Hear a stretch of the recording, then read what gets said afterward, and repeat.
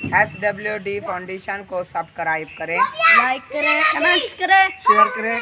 बिस्मिल्लाहिर्रहमानिर्रहीम। सबसे पहले तो अल्लाह ताला की ज़ात का शुक्रिया। अच्छा, मेरे पास ये अमानत थी, एक हैंड पंप था जो APO की तरफ से वज़ीर हुसैन जंजुआ जिनने अल्हम्दुलिल्लाह अमानत दी।